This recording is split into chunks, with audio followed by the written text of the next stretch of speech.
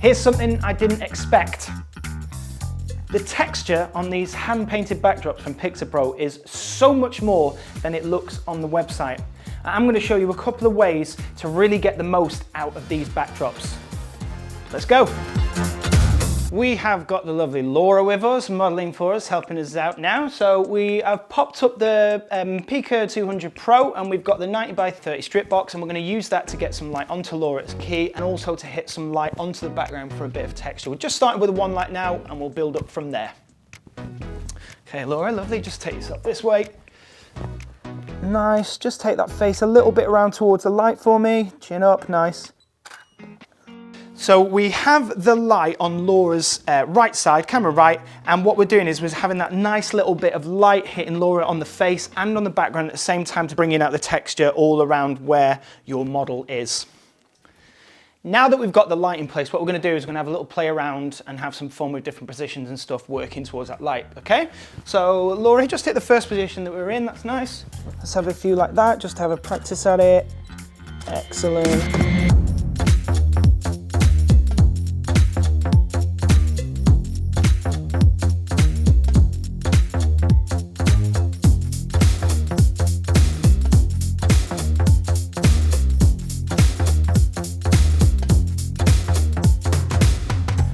Now that we've got the first light set up, ready bringing out that texture and the key on Laura, what we're going to do is we're going to introduce a bit of fill, and we are on the Pixapro Flat Pack 80 by 120 softbox. Let's see how that looks.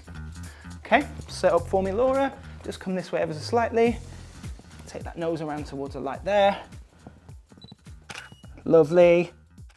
In terms of power ratios, we've got both of them on the Pica 200 Pros. We've got the key light on 1/8 power and the fill light is on 1/16 power. So we've still got that same setup with the light here, and then this one is just bringing a nice bit of soft light onto that side of Laura so we can get a really full sort of lit picture. We've got everything set up now, so it's time to take some more pictures. Let's have a go.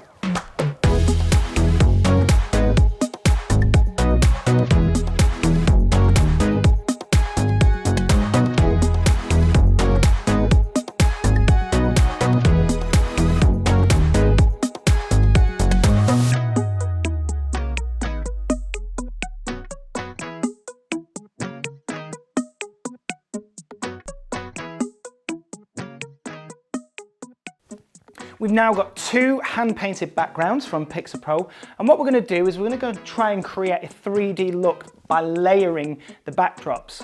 We've now got the City 300 Pro, and we've also got the 80 by 120 softbox.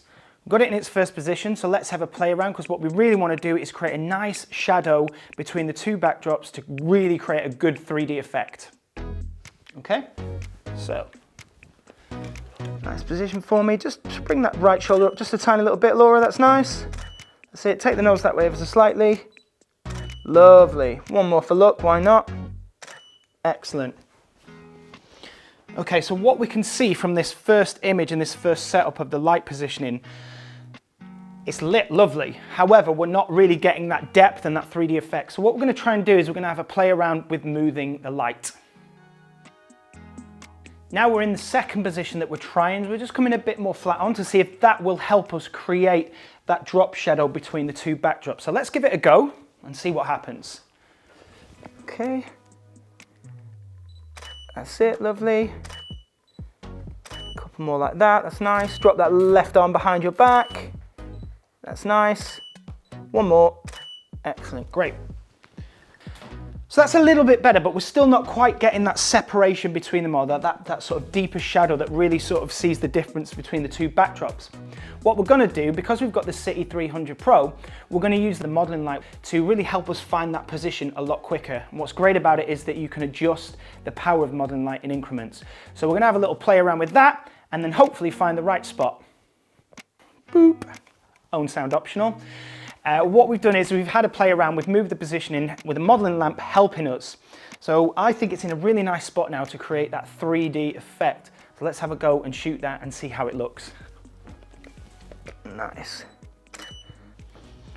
Yeah, so what we're getting now is a really lovely sort of dropped off shadow which creates that depth, and we can see the difference where both backdrops are, and it's just really, really nice. Light's now in the position that we want it to be to create the 3D effect. So all we have to do now is keep taking some pictures and see if we can create some magic. Great, lovely. That's nice.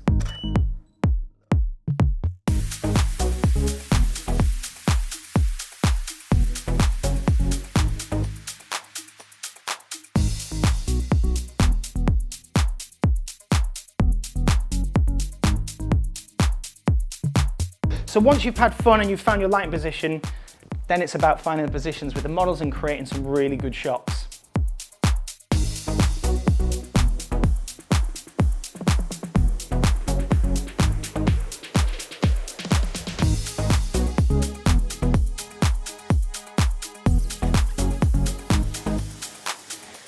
Thanks so much for watching this video, guys. If you've enjoyed it, my name is Mark Willshire. Thank you to Laura for being a great model as always. All the details for any of the products we've used and for myself and Laura's Instagram will be below. If you have any comments or anything you'd like to ask us, just pop it all in the comments below. Thanks for watching.